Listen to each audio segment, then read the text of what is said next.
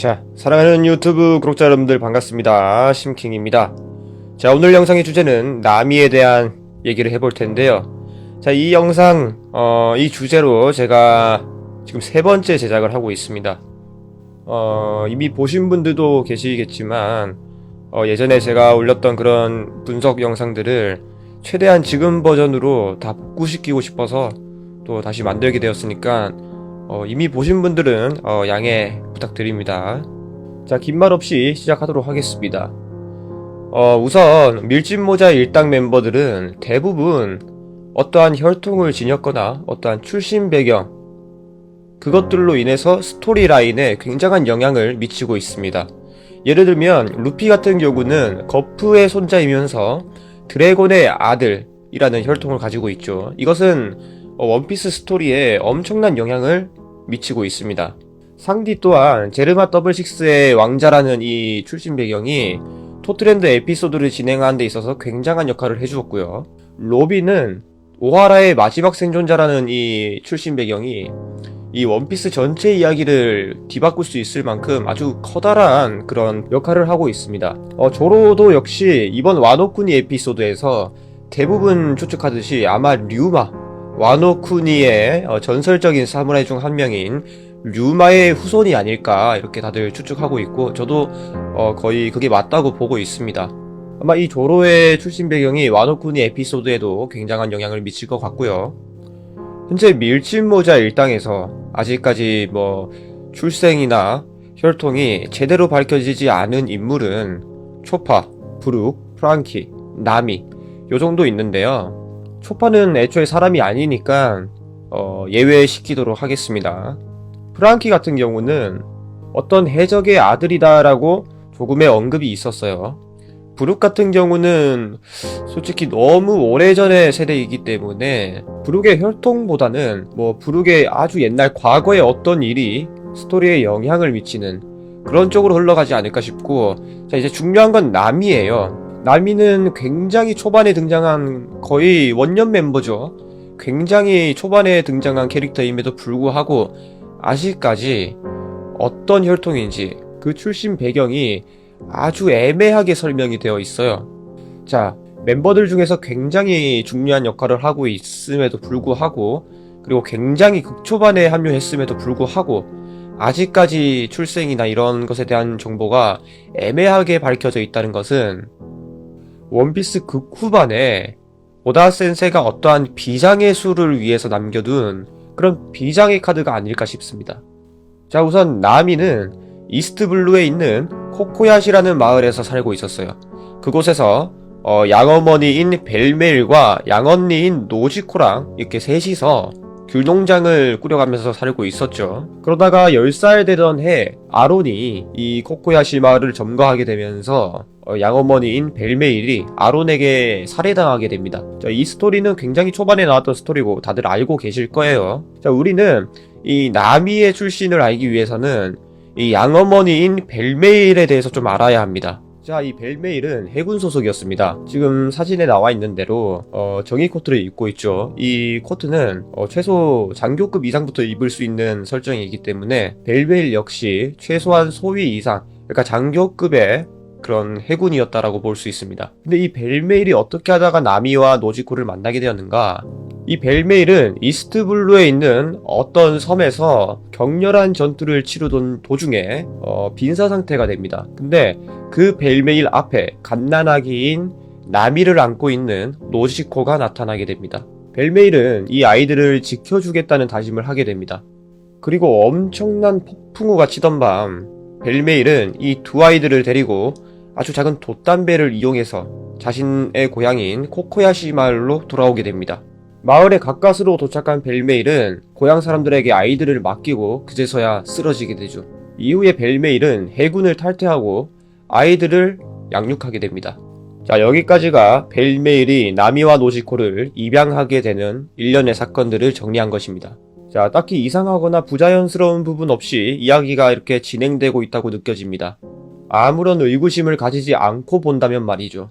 자, 이 이야기를 조금의 의구심을 가지고 보면 굉장히 이상한 점이 하나 있습니다. 벨메일은 갓난아기인 나미와 어린아이인 노지코를 데리고 작은 돛담배로 폭풍우를 헤치고 코코야시 마을까지 왔습니다. 자, 이상한 점이 안 느껴지시나요? 자, 벨메일은 해군입니다. 해군은 원피스 세계 내에서 단일 세력으로는 가장 큰 집단이고 세계 어느 곳이든 해군 기지가 존재합니다. 그것이 뭐 본부든 지부든 간에 말이죠. 정상적인 상황이라면 이 아이들을 발견했을 때 근처에 있는 해군 지부에 도움을 요청하는 것이 맞습니다. 물론 그 섬이 전투가 치러진 섬이기 때문에 해군이 그 섬에 없다고 하더라도 그 인근에 있는 해군한테 가서 아이들을 맡기거나 해군선을 빌려가지고 코코야시 마을로 가는 게 맞죠. 하지만 벨메일은 해군들의 도움을 받지 않았습니다. 자신은 물론 아이들까지 위험할 수 있는 아주 작은 돛담배를 가지고 그 폭풍우를 굳이 헤쳐서 자신이 신뢰할 수 있는 사람들이 있는 고향으로 코코야시 마을로 돌아갔습니다. 심지어 얼마 후에는 해군을 탈퇴하기까지 합니다. 물론 아이들을 키우기 위해서 해군을 탈퇴했다고 생각할 수도 있습니다. 그런데 조금 이상하지 않습니까? 벨메일의 나이는 그 당시를 계산해보면 약 20살에서 21살이 나옵니다. 자, 이 계산이 어떻게 나온 거냐? 아론파크 에피소드에서 나미의 나이가 18살이었어요. 그리고 8년 전에 벨메일이 죽었다고 했어요. 자, 그러면 8년 전이면 나미가 10살이죠. 그리고 그때 나이가 30살이거든요, 벨메일이. 그러면 나미를 처음 발견했을 때 나미가 갓난애기였기 때문에 9년에서 10년을 빼면 벨메일의 그때 나이가 나오죠. 그러면 약 20살에서 21살이 됩니다. 뭐 40, 50대 해군도 아니고 이제 갓 해군이 된, 그것도 장교가 된 이 벨메일이 해군을 탈퇴하는 거는 좀 이해가 안 가는 행동이죠. 심지어 그 이유가 자신의 아이들도 아닌 이 어린아이 2명을 키우기 위해서. 이거는 조금 납득이 안 가는 선택이에요. 얼마든지 동네 주민들에게 아이들을 맡기고 자기가 이렇게 왔다 갔다 하면서 케어할 수도 있는 상황인데 굳이 해군을 탈퇴하면서까지 이 아이들에게 자기 인생을 다 바치는 거, 이러한 결정은 벨메일에게는 굉장한 결정이면서 동시에 무리한 결정이기도 하죠. 그러면 이런 생각이 들 거예요. 아니, 도대체 왜 저렇게까지 하면서 이 아이들을 자기가 키우려고 했을까? 자, 앞선 상황들을 보면 한 가지 유추할 수 있는 점이 있습니다. 그것은 바로 해군에 대한 회의감. 벨메일은 어떠한 사건으로 인해서 더 이상 해군을 신뢰하지 못하게 되었고, 이것은 곧 해군에 대한 회의감으로 자라났을 것입니다. 그렇기 때문에 벨메일은 아이들을 도저히 해군에 맡길 수 없던 것이고, 자신이 유일하게 신뢰할 수 있는 고향 사람들을 찾아온 것이죠. 작은 돛담배로 폭풍우를 헤치면서 말이죠. 왜 그녀가 해군을 믿지 못하게 되었을까요? 자, 나미와 노지코를 만나기 직전까지도 벨메일은 전투를 치르고 있었죠. 노지코와 나미를 만나기 전에 다른 사건이 생길 만한 그런 시간적 지점이 없었다는 것입니다. 단 한 가지 경우를 제외하고 말이죠. 그 단 한 가지는 작전 중에 그녀의 마음속에서 회의감이 피어난 것입니다. 그것 말고는 시간적 지점이 없어요. 근데 이거랑 굉장히 유사한 경우, 아니 거의 똑같은 경우가 원피스에서 한번 소개되었습니다. 바로 오하라 사건인데요. 오하라 작전을 진행하고 있을 당시에 쿠자는 작전을 진행하면서도 해군에 대한 어떠한 회의감도 없었습니다. 그런데 사카즈키의 포격 명령이 있은 이후로 쿠자는 해군에 대한 신념이 급격하게 흔들리게 됩니다. 심지어 하그왈디 사우로는 이 오하라 작전으로 인해서 신념이 흔들리는 정도가 아니라 아예 해군을 배신하게 됩니다. 그리고 니코로빈을 구출하게 되죠. 물론 마지막에는 쿠잔도 니코로빈을 구출하는데 도움을 주기도 하고요. 당시에 오하라가 어떠한 사건이었나요? 학자들, 민간인, 어린아이들, 범죄자로 죄다 몰아가지고 학살한 사건이죠. 근데 아이러니하게도 이 생존자를 남긴 건 해군이었습니다. 신념이 흔들린 사우로와 쿠잔이 니코로빈을 탈출시켰죠. 만일 벨메일이 겪은 그 전투 또한 세계 정부가 죄 없는 사람들을 범죄자로 몰아가서 그들을 전원 사살하기 위한 그런 전투였다면 당연하게도 벨메일은 그곳에서 발견된 노지코와 나미를 해군에 맡길 수 없었을 것입니다. 심지어 이 사건 이후로 벨메일은 해군을 탈퇴하기까지 하고요. 벨메일은 이 아이들을 입양하기까지 합니다. 자, 이 입양하는 데서 다시 한번 벨메일이 이 아이들의 출신, 혈통 이런 것을 숨기려고 하는 의도가 드러납니다. 입양이라는 것을 통해서 이 아이들에게 새로운 출신, 배경 이런 것을 부여해 주는 것이죠. 실제로 그 회상씬에서 보면 나미가 이런 말을 하는 게 있어요. 우리들 피가 섞인 것도 아닌데, 이런 말을 하면서 투정을 부리는 장면이 있는데, 이때 벨메일이 굉장히 화를 내면서 나미를 뚜까 패는 그런 장면이 있습니다.